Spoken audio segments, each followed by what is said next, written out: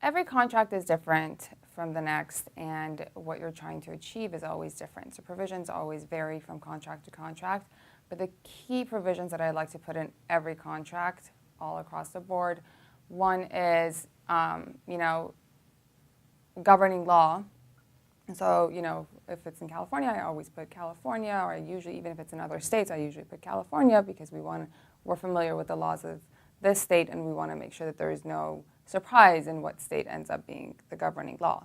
Venue, jurisdiction, make sure that if there's a litigation that comes out of this contract, you have control in terms of where that's going to happen, so you don't have to fly across the country just to litigate this case. The next thing is attorney's fees. You want to avoid any types of litigation for no reason and people bringing actions against you for no reason. So you put in there an attorney's fees clause where if someone does and they lose, or if they're clearly breaching it and you have to go and try and enforce it, you get your attorney's fees in return.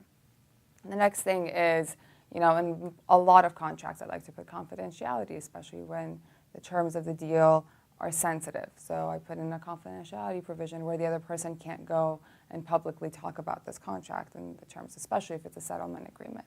Another really big one is indemnification. So you want to be able to protect your client from any potential, misrepresentations or fraud that was done by the other party in this contract. So if they misrepresented something, then you get indemnified by them, and if someone else comes and sues you as a result because of their fraudulent statement to you, you get indemnified. So that's usually very big, but you also want to, along with that, put in limits on liability. So people can't sue you for a contract that was worth $100,000 for $10 million.